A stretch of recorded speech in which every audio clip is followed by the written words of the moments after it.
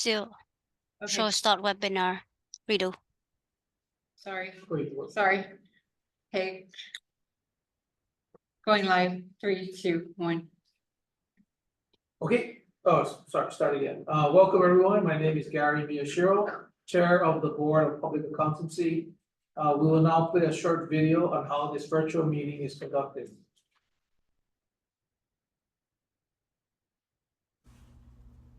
Welcome to the Professional and Vocational Licensing Virtual Board Meeting. When the meeting begins momentarily, the chair will take a roll call, explain any specific rules for this particular board, and then move to public comment. The name of the board member will appear on the bottom left-hand corner of your screen. For instance, this is board member Y, and this is board member E. Public testimony will be accepted at the beginning of the meeting and before each agenda item. You can indicate that you are ready to testify by clicking on the Raise Hand button being circled by the mouse on your screen now. At the appropriate time, the board will recognize you to speak and ask you to unmute your mic as shown here. Again, public testimony will be accepted at the beginning of the meeting and before each agenda item. Public attendees will not be able to unmute their microphone until recognized by the board. Public attendees who are recognized to testify will be asked to identify themselves by name and their affiliated organization if applicable. Please mute your microphone when you are finished speaking as a courtesy to others and members of the board. Public attendees will not be able to unmute themselves after the testimony is completed unless recognized again after raising their hand. At some point during the meeting, the board may choose to move into executive session. When the board moves into executive session, the board members' microphones and video feeds will be turned off, and a similar screen as you see now will be displayed. When the board returns from executive session, their microphones will be turned on as well as their video cameras. Welcome again to the Professional and Vocational Licensing Virtual Board Meeting. At this time, the chair will call the meeting to order and take a roll call, as well as explain any additional rules that may be specific to this board. Okay, prior to starting the meeting, let me read some rules specific to this board. Internet access. To view the meeting and provide live oral testimony, please use the link at the top of the agenda. You'll be asked to enter your name. The board requests that you enter your full name, but you may use a pseudonym or other identifier if you wish to remain anonymous. You'll also be asked for an email address, and you may fill in this field with any entry in the email format. Your microphone will be automatically muted. When the chairperson asks for public testimony, you may click the raise hand button found on your Zoom screen to indicate that you wish to testify about the agenda item. Chairperson will individually enable each testifier to unmute their microphone. When recognized by the chairperson, please unmute your microphone before speaking and mute your microphone after you finish speaking.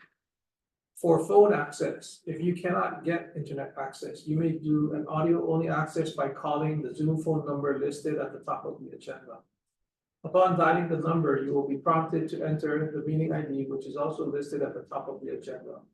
After entering the meeting ID, you will be asked to enter either your panelist number or wait to be admitted into the meeting. You will not have a panelist number, so please wait until you are admitted into the meeting. When the chairperson asks for public testimony, you may indicate you want to testify by entering star, then 9 on your phone's keypad, and entering star and then 9 to a voice prompt will let you know that the host of the meeting has been notified. When recognized by the chairperson, you may unmute yourself by pressing star, then 6 on your phone. A voice prompt will let you know that you are unmuted. Once you are finished speaking, please enter star, then 6 again to unmute yourself. For both internet and phone access, when testifying, you'll be asked to identify yourself and the organization, if any, that you represent. Each testifier will be limited to 5 minutes of testimony per agenda item. If connection to the meeting is lost for more than 30 minutes, the meeting will be continued on a specified date and time. This information will be provided on the board's website at the link in their agenda. Instructions to attend the State of Hawaii virtual board meeting can be found online at the link in this agenda. At this time, I would like to do a roll call and call the meeting to order. So, Isabella Gary. Here. Zach Johnson, Here. Robert Kawahara, Here. Alex Smith, Here. Wendell Lee, Here. John Arbels. Here. Karen Mitchell, check here. We have two members, Christopher Lee. Brian and Mark. Okay, moving on to agenda item number 2. Before I do that, is there any testimony from the public? Thank you, Chair. This is Johnny. We do not have anyone requesting to provide testimony. Okay, agenda item number 2 is, If the board would prefer, I can testify now because I want to talk about a request, or I can do it right before that agenda item. Whatever the board prefers. I think it's agenda item 4 or 5 or something. yeah, it's agenda item number 5. Whatever the board.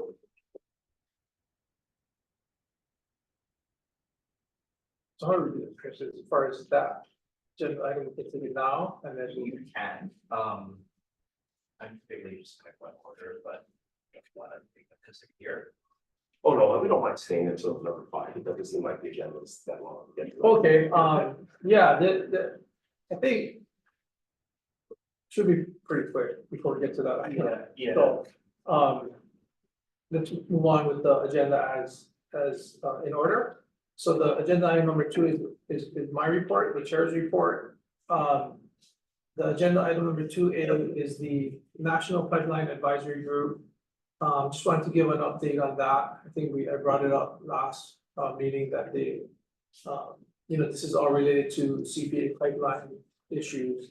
I'm not sure if you all are in the loop on that, but the AICPA or this NPAG did issue a report, draft report a couple weeks ago, addressing some of the pipeline issues.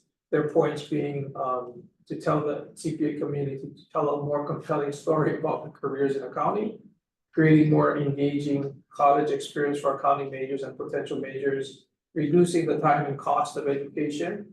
That's a valid point I'll come back to.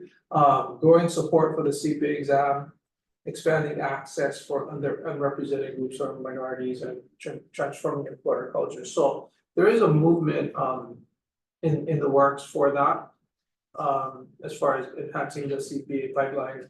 Well, just last week, I think, just as a follow-up to this report, the AICPA, I've heard and saw publications that they are pulling back their opposition to the 150, reducing the 150. So I guess maybe in other words, if I could interpret that, is that they're open to changing the 150 requirement. And maybe boosting and taking off the 30 additional hour requirement. So that's kind of maybe open a doorway for us. And some other states that I think I mentioned like in the last meeting, and you've seen the minutes that when we discussed it last time, we were open to looking to support that movement and moving away from the 150 hour requirement or the extra 30-hour requirement to be licensed. So in the light of that, which just came out last week, that's just an update to inform you guys that maybe that pushes us to kind of start turning the wheels to maybe change that particular item. So that's just my report. You kind of keep you guys in the loop for now. I don't know if you guys have any questions or discussion on that. But okay, that's a big thing that's coming up. So just wanted to keep you guys on the loop. Moving on to agenda item number 3. Is there any public testimony for that agenda item number 3 for the approval of the minutes? Thank you, Chair. We do not have anyone requesting to provide testimony. Okay. The minutes of the March 15th, 2024 meeting was provided to you. Any discussion, comments, revisions, corrections? Chair, this is Alex. I have one correction, I believe in the chair's report, actually, the first paragraph. For the peer review oversight committee, mentions that they review the organization of CPAs, and I think it's in the Oregon Society of CPAs. They're the entity. Oh, great. What's CPA? The Oregon. Oregon Society of CPAs. Okay, yep, that's what it should be.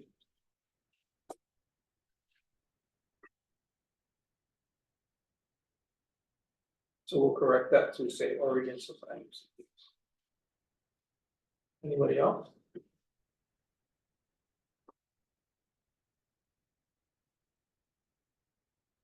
If not, can I have a motion to accept the minutes of the March 15, 2024 meeting as corrected in the chair report section for the Oregon Society of CPAs? Yeah, this is Alex, I move. Second? This is John, second. Thanks for moving second. I'll take a vote for approval of the minutes. Gary Miyashiro, yes. John Armos, Yes. Zach Johnson, Yes. Robert Kawahara, Yes. Wendell Lee, Yes. Alex Smith. Yes. Motion. Oh, Isabel, yeah, sorry. Yes. You're last, sorry. Yeah.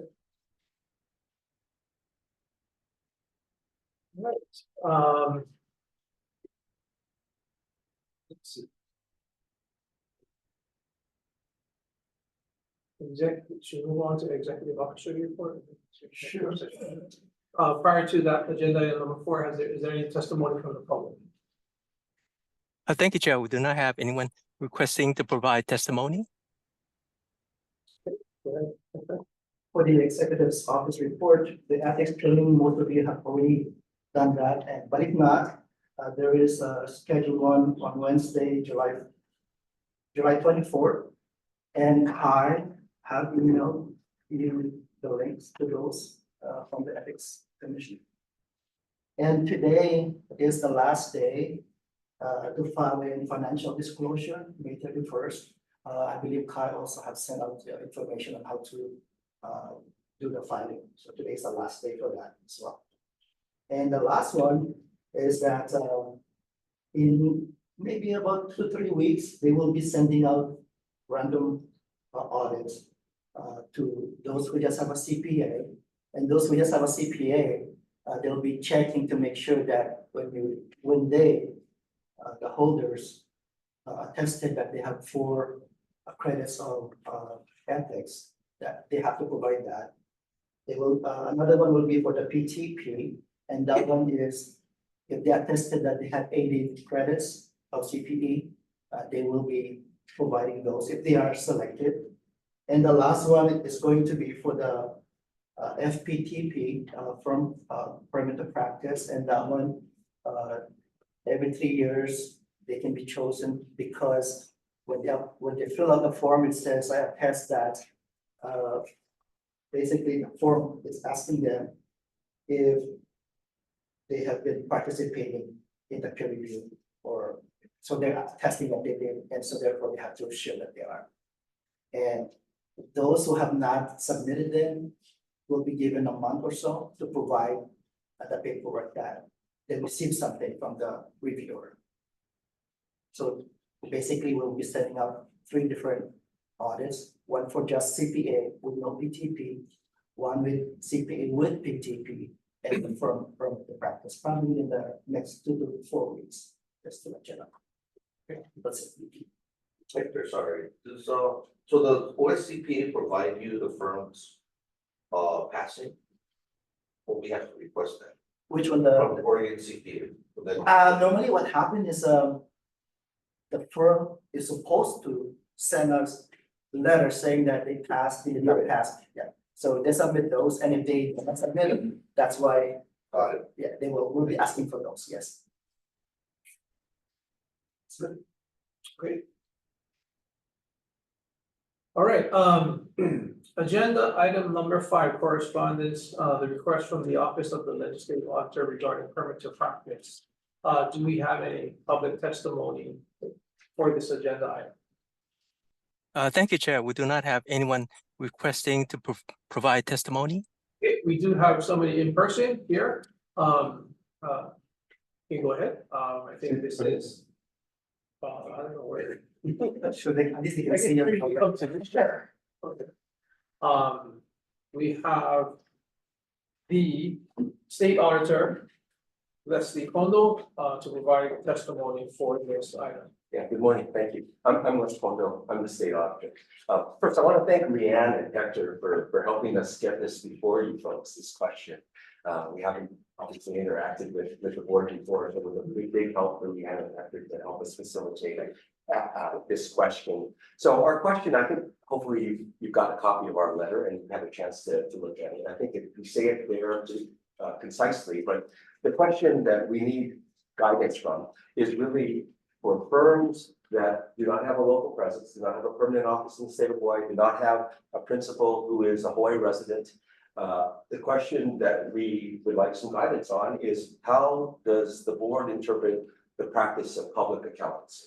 And the reason why for us that question seems ambiguous as to what that definition of the practice of public accountancy means is because if we read the statute, it says, excuse me, I need my glasses. It's section 4663 defines the practice of public accountancy, and it says the performance or the offering to perform by a person or the firm. So it's not and firm, it's or firm. And as lawyers, and I'm sure your attorney general will provide you some guidance, we read every word of the statute to provide meaning unless there's no way that we can interpret it. So that or firm provides us or causes us now to kind of pause as to what that means. So in the case that we have, so we contract for 23 financial audits, as well as some single audits for state departments and state programs, as well as the State of Hawaii annual comprehensive financial report. So we do contract with some firms that do not have permanent offices in the state of Hawaii. We go through state procurement, code procurement, and there are firms that we contract with that are mainland firms that do not have permanent offices in the state of Hawaii. They do have permits to practice. They do have associated with that permit to practice principals who are licensed and permitted in the state of Hawaii. So the question that we're asking the board for some guidance on is when we contract with these firms, and you probably are very familiar with how the contracts are signed, they're signed by the firm. The firm is the offerer, not an individual principal or someone associated with the firm. It's the firm is the offerer, the firm signs the contract. And when we see the audit report, it's the firm that signs the audit report. I mean, someone is signing the firm's name, but it doesn't have an individual's name. So the firm is, in my opinion, is compliant with the requirements. Firm permit to practice, principals who are licensed and permitted in the state of Hawaii. So to me, that box gets checked. It's okay. The question that we have and we'd like some guidance on is people who are performing the work, the actual work, do they need to be licensed and permitted? And then the second question is, at what level does that go down to? Because as I mentioned, when I look at the definition of practice of public accountancy, it says or firm, and to me, the firm is checked. So I know that we had some questions by the state procurement office about whether the people that are actually doing the work, they need to be licensed and permitted in the state of Hawaii. And they asked the DCCA for some guidance, and the guidance that they got, because I'm not sure they asked the right question, the guidance they got is really what the statute says. If you practice public accountancy in the state of Hawaii, you need to have a license and a permit. Okay, we can read that into the statute, that's very clear. But my question is a little nuanced. It's when the firm is not a local firm, mainland firm, no permanent office, no principal who is a resident of the state of Hawaii. They have a firm permit to practice. What about the people that are doing the actual work? So that's the question that really we'd like some guidance on. And then more, I guess just as importantly is what level does that go down to? So I'm happy to answer questions if you'd like to ask me about the actual factual how we do things and why we're here. When you say level, you mean level of staff, right? Correct. Partner manager staff. Correct. First year, second year. Correct, and the people that are performing the audit, the engagement principals, as well as managers, as well as some of the staff, I mean, just I think like local firms, some of them have, well, at least the engagement partner and manager at certain different levels, they are licensed CPAs in other jurisdictions. They may not have a Hawaii license and a Hawaii permit to practice. Yes, that's the right thing. And I don't know if this is even relevant to the question, but was there any, the reason for these questions or being directed, was there any issues that popped up? Yes. Oh, Yes, there actually was, so, thank you for the question. After, an audit was issued, it came to our attention that the engagement partner did not have a permit to practice. So, because I'm an attorney, I'm sorry, I forgot to introduce Megan Johnson, she's our general counsel in my office. She's the lady that came with me today. We looked at the statute 466 as well as the administrative rules, and like I mentioned at the beginning, it's somewhat ambiguous to me as to whether anybody associated with the firm that has a permit to practice needs to have license and permit to practice. So we didn't answer that question. We made the firm, the mainland firm, aware of the situation. We told them, what are you going to do to rectify or address, if anything, the fact that your engagement partner did not have a permit to practice at the time of the audit report, the time the audit report was issued. And they decided, their chief compliance officer in Cleveland, he decided that they were going to recall the audit and they were going to reissue it as soon as their engagement partner received his permit to practice, which was within a week. So they recalled and they reissued. I consulted with many local CPAs who we do work with, some of whom are former members of this board, about that question before the mainland firm's compliance officer, chief compliance officer, made his decision. And to a person, they said it's okay. They said the firm permit to practice is sufficient for the firm to issue this report for the reasons that I mentioned, I think, because the firm is the contractor, the firm issues the report. That was their opinion. But the mainland firm, the chief compliance officer, had a different, maybe an abundance of caution. So he decided the engagement partner needed to have the firm permit, the individual permit to practice, excuse me. So there's some confusion and that's the reason why.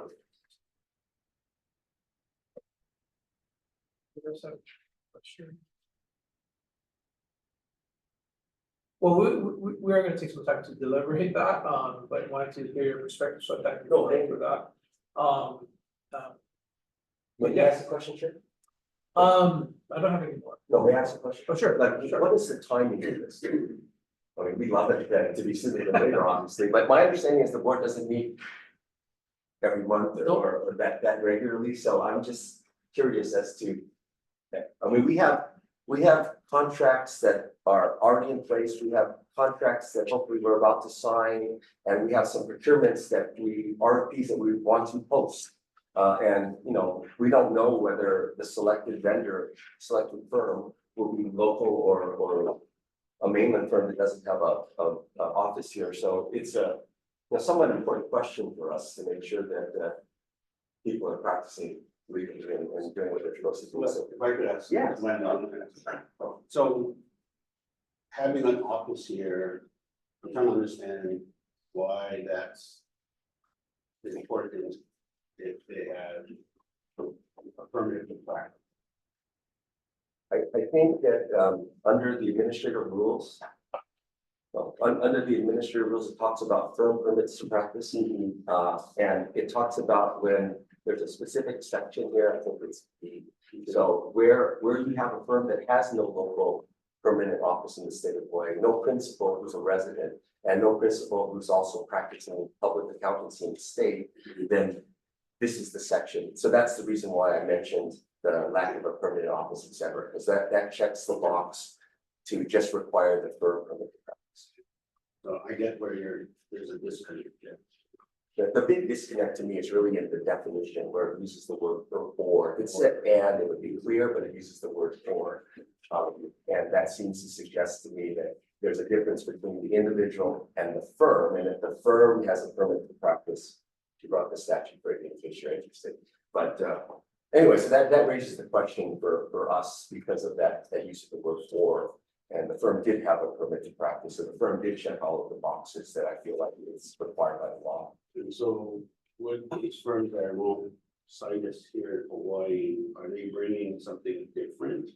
Or of a specialty that we don't have?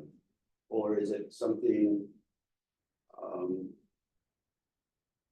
Other than that, just because the procuring process takes the lowest bid? No, we don't do lowest bid. Okay. We do RFPs, so price is a consideration as well as their qualifications and expertise. So some of the firms national firms, they do have a lot of, like, for instance, if we're doing Department of Transportation airports audits. They may have people that have done airports audits in, 50 different state and county airports, although not all of them would be on this particular. So they might have that expertise that we need. That's correct. But there's a ranking process and it's, it's an objective ranking process, and it just happens if that the firm is number one, then that firm is the first firm that we offer the contract to.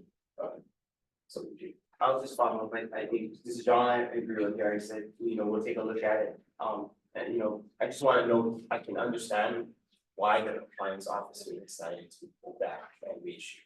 And I think there's valid reasons why that has occurred. You bring up another point where you've talked to previous board members and they've done that, and I think it's important that you at least give us some time to look at any previous history that might have been set as previous precedent. So as far as that, we do want to do some research to see why a prior board member might have taken that stance. But just in light of what you said with the compliance officer, I can definitely understand why it interested you. Yeah. So. Well, thank you. I can understand that too. I mean, they're protecting the flag. I can understand. Yeah. No, but thank you.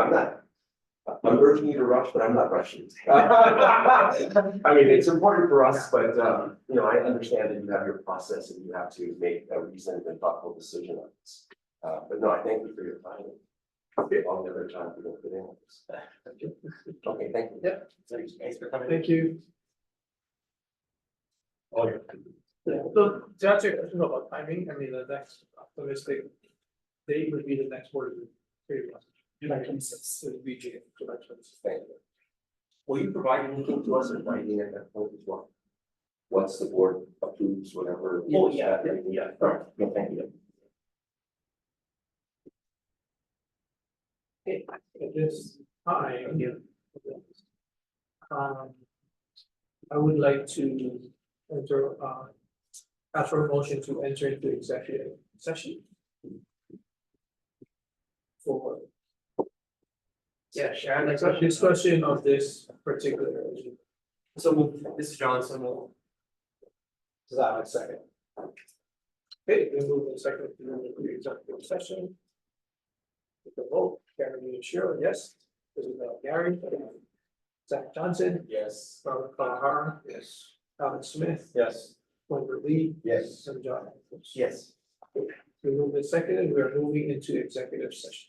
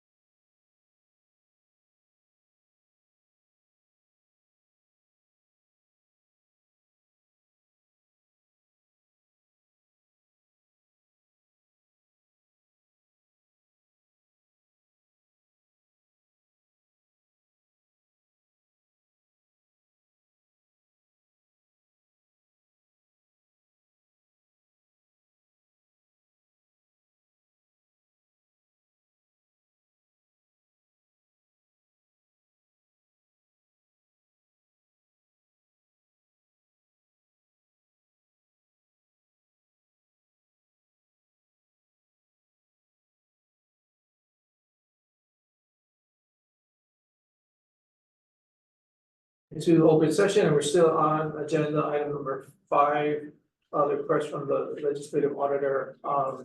The board has taken Les Condo's presentation and testimony under advisement, and we will work on a response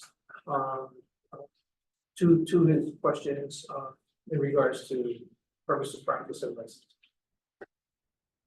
Okay, at this time, I'm going to switch agenda item number 6 and 7 and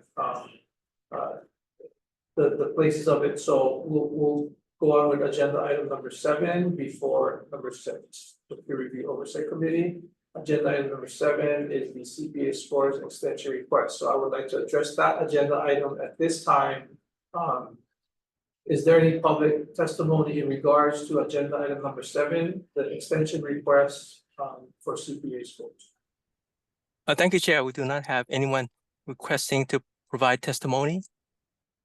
Okay, so the agenda item number 7, there's an extension request before us from June 1 for extending a section of the CPA exam.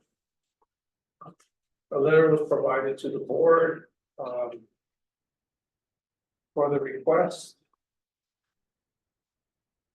Is there any discussion on this item? I open up the discussion to this item. The request is the extension of a expired section of the CPA exam, referred to as reg, expired on June 30, 2021. And the candidate is asking to extend. Let's see, he's keying on the NASBA proposed CPA exam credit relief extension to June of 2025.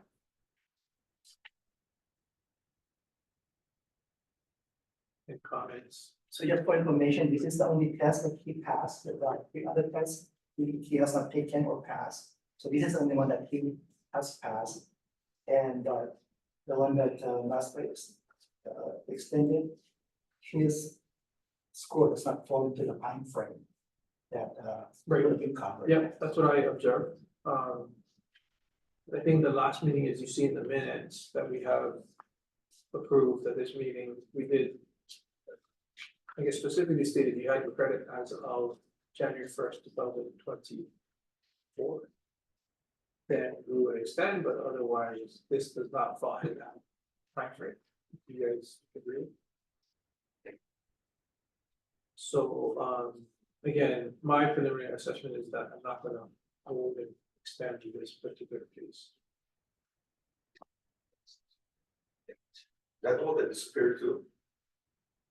That rate, is that the one that's not gone? No, it's still not. BEC is the Oh, one. BEC is the one that changed. I'm with you. I would not extend. I agree. Okay, is there any other discussion? So I would, deny, I'll move to, have a motion to deny the request for extension for this candidate. This is John, so moved. Windows second. Okay, it's been moved and seconded to deny the request for the extension. Take a vote. Gary Biashiro, yes. Isabella Gary, Yes. Zach Johnson, Yes.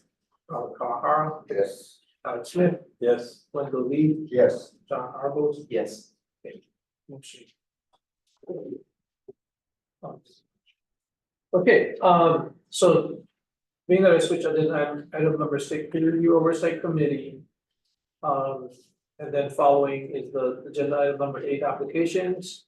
I would like a motion to go back into executive session to discuss agenda item number 6 and 8. You have to ask if there's any. Oh, I was sorry. Yes. Is there any public testimony for these agenda items? Number 6.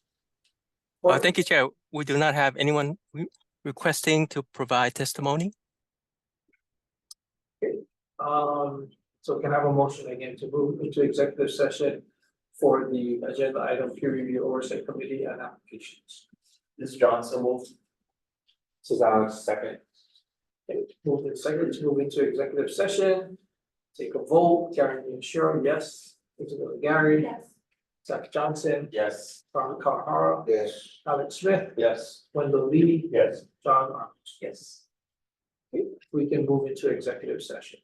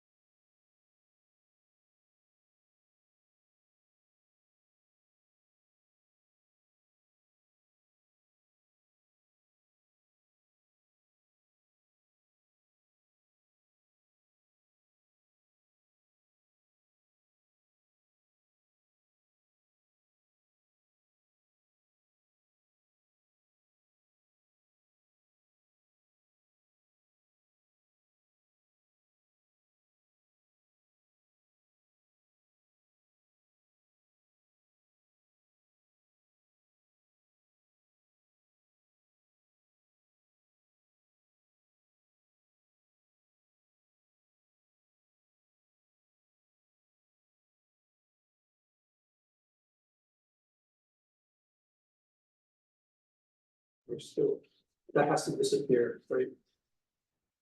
Yeah, okay, we're back to open session, and we are on agenda item number 6, which was done before 7, done after agenda item number 7, so the peer review oversight committee. The selection continues, we do not have, a total of 3 members yet, and the board will continue to, work on. Seeking candidates for the peer review oversight committee. Agenda item number 8, applications. We do have applications for license, for ratification of CPA permits to practice 8A. 8B, approval of firm and trade names. 8C, applications of license for licenses, and agenda item number 8D, CPE sponsor agreement.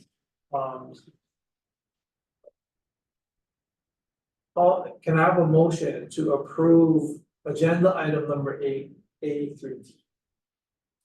This is John, so moved. This is Robert, second.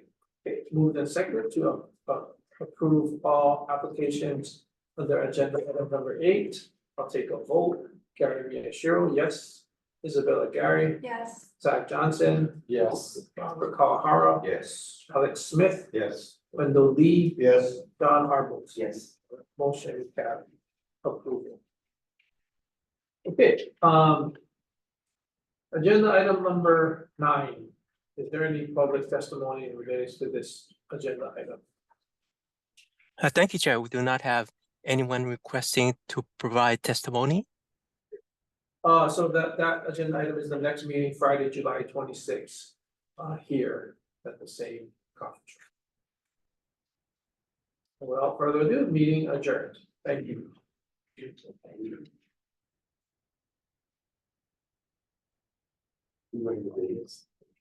Something.